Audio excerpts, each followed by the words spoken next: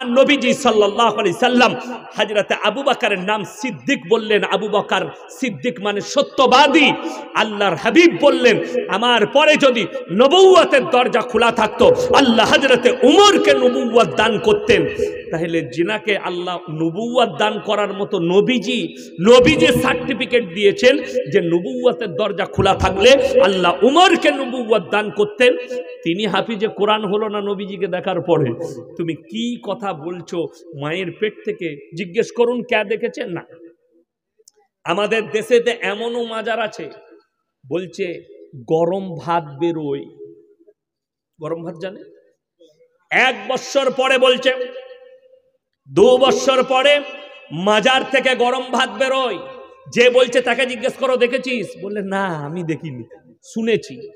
তুই কার কাছ থেকে শুনলি? অমুক। তুই দেখেছিস? বলে না আমি শুনেছি। সব শুনেছি মাল পাবেন, দেখেছে মাল পাবেন না। বড় কষ্ট লাগে, দুঃখ লাগে। এটাই আমাদের দেশের কমি। আমি কেন বলছি? কোরআনের দলিল দেবো। আমাদের সমাজের লোক নামাজ পড়ে না, রোজা রাখে না, দিনের প্রতি প্রতিষ্ঠিত নয়। কেন? তারা জানে কিছু কর আর না কর অবশ্যই পীর সাহেবরা আমাদেরকে জান্নাতে নিয়ে যাবে। যা হোক করে রোজা রাখ, নামাজ পড় না পড়, তারা অবশ্যই জান্নাতে নিয়ে যাবে।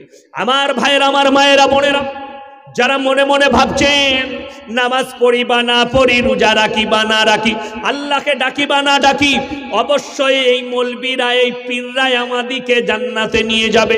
তারা কান খুলে শুনে নেন। আমার আল্লাহ কোরআনে 5টা পয়গম্বরের দৃষ্টান্ত দিয়েছেন। 1 নম্বরই আমার নবী, বিশ্ব নবী জানাবে মুহাম্মাদুর রাসূলুল্লাহ। সকলে বলুন সাল্লাল্লাহু আলাইহি ওয়াসাল্লাম। আল্লাহর হাবিব নিজের চাচা জানকে বলছেন, ওগো চাচা একবার বলুন লা ইলাহা ইল্লাল্লাহ, একবার কলমাটা পড়ে নিন, আমি আল্লাহর কাছে আপনার জন্য কেঁদে কেঁদে ক্ষমা চাইব। আল্লাহর নবীর চাচা বলছেন আমি যদি বার্ধক্যে কলমা পড়ি লোকে বলবে মৃত্যু ভয়ে কলমা পড়েছে, তাই আমি কলমা পড়তে পারবো না।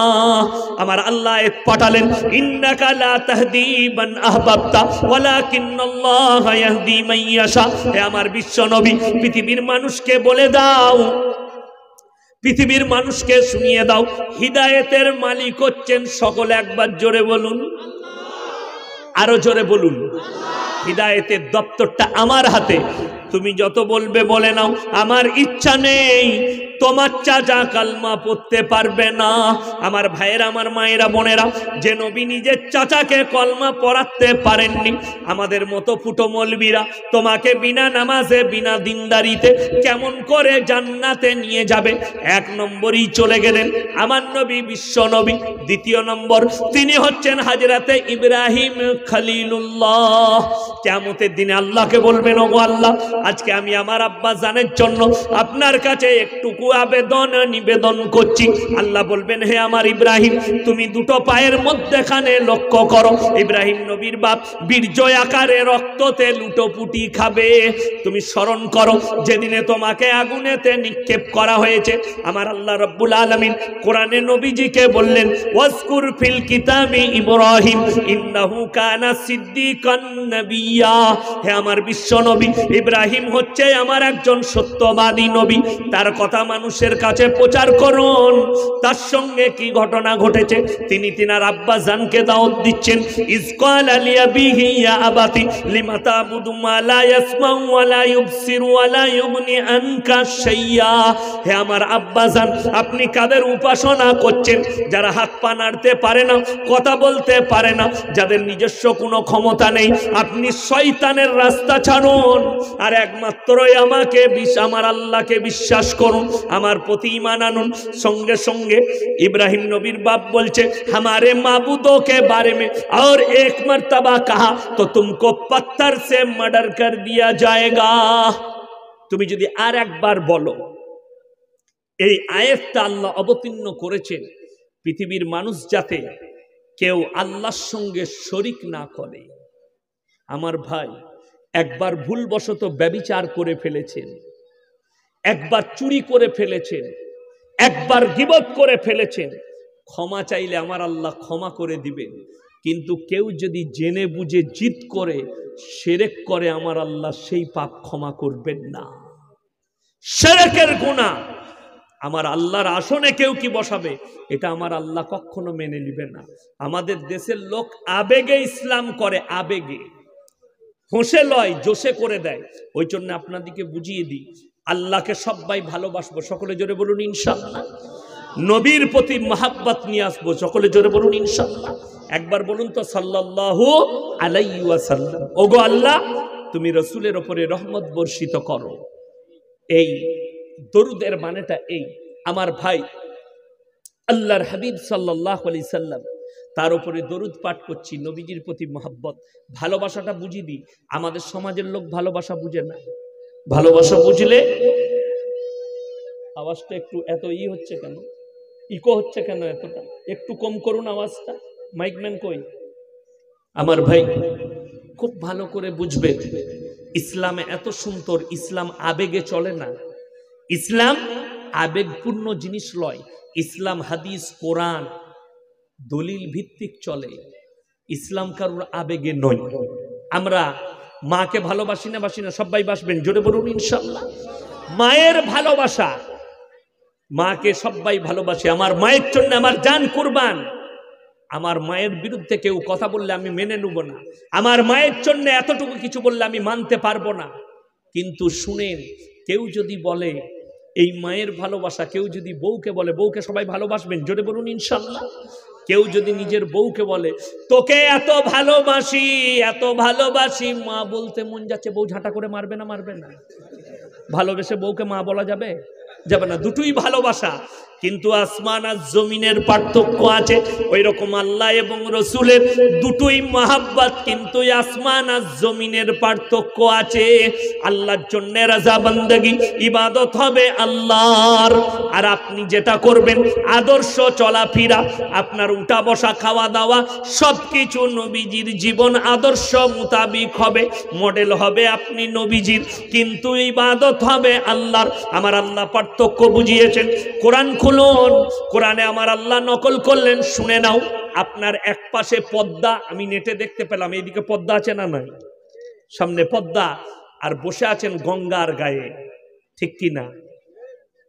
এই গঙ্গা পদ্মা, পদ্মা বাংলাদেশের ওপর দিয়ে হয়ে আরো বাংলাদেশের অনেকগুলো নদীকে সাথে করে নিয়ে সমুদ্রের মধ্যে প্রবেশ করছে। এই গঙ্গা হুগলি নদী চলে যাচ্ছে একদম মুর্শিদাবাদের ওপর দিকে গিয়ে, মুর্শিদাবাদে এক জায়গায় এই গঙ্গাতে ঢুকে পড়ছে ময়ূরাক্ষী নদী, যেটা বীরভূমের ওপর দিয়ে আসছে।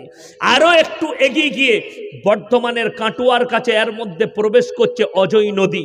আরো একটু এগিয়ে গিয়ে মুন্ডেশ্বরী, দ্বারকেশ্বর, দামোদর নদী, তারপরে রূপনারায়ণকে সাথে করে নিয়ে হুগলি নদী, এই আপনার গঙ্গা ঢুকে যাচ্ছে একবারই সমুদ্রেতে নন্দীগ্রামের কাছে প্রবেশ করছে। সেইগুলোকে মহানা বলা হয়। পৃথিবীর যতগুলো,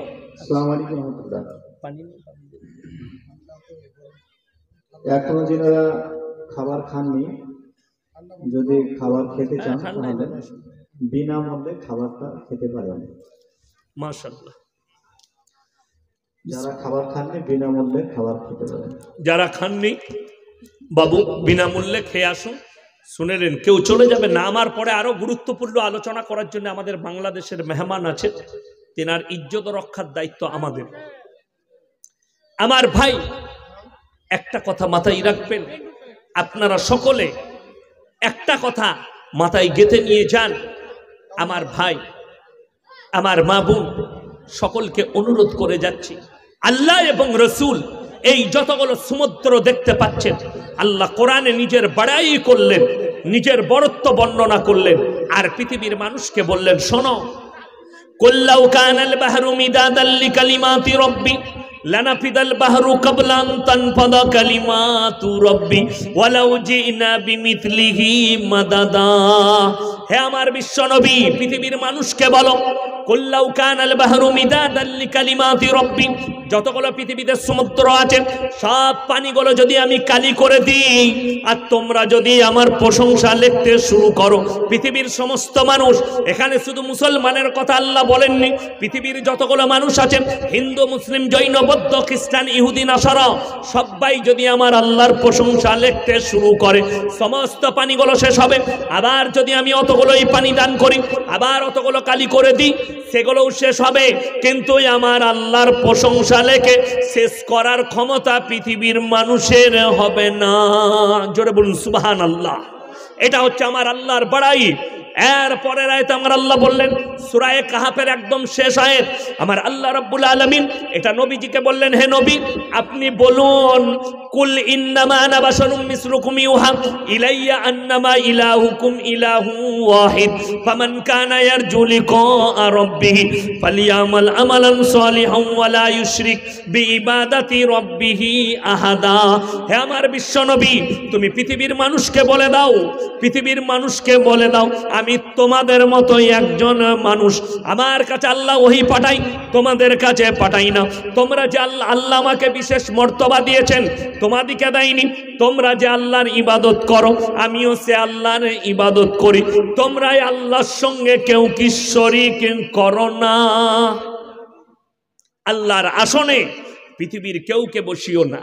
হযরত ইব্রাহিম আলাইহিস সালাতু ওয়াস সালাম কিয়ামতের দিনে কাঁদবেন, আল্লাহ বলবেন লক্ষ্য করো তোমার দুটো পায়ের মধ্যেখানে, ইব্রাহিম নবীর বাপ রেওয়ায়েতে আছে বীর্য আকারে রক্ততে লুটোপুটি খাবে। ইব্রাহিম নবীকে নমরুদের মতো বেঈমান আগুনে নিক্ষেপ করবে। ইব্রাহিম নবীর হাত বাঁধা হয়েছে, ইব্রাহিম নবীকে বন্দী করা হয়েছে, আগুনে নিক্ষেপ করবে চিতার মধ্যে। একদিকে ইব্রাহিম নবীর আব্বাজান, একদিকে ইব্রাহিম নবী। ইব্রাহিম নবীর চোখে পানি, তিনার আব্বাজানের চোখে পানি। ইব্রাহিম নবীর আব্বাজান বলছেন, হে আমার পুত্র, তোমার চোখেতে পানি, তুমি একবার অনুরোধ করছি আমাদের রবগুলোকে মেনে নাও, আমাদের মাবুদগুলো দেবদেবীগুলোকে মেনে নাও। আমি নমরুদকে অনুরোধ করব তোমাকে ছেড়ে দেবে। ইব্রাহিম নবী বললেন, হে আমার আব্বাজান, আল্লাহর কসম করে বলছি তোমার নমরুদের আগুনের ভয়ে আমার চোখেতে পানি বের হয়নি, আমার চোখের পানি বেরিয়ে এসছে আমার আল্লাহর ভয়ে। কিয়ামতের দিনে আল্লাহ আপনার সঙ্গে কি আচরণ করবেন, তাই আমি অনুরোধ করছি আপনি এক কাজ করুন, আমার আল্লাহকে বিশ্বাস করুন আর আমার উপরে নবী বলে আমাকে বিশ্বাস করুন।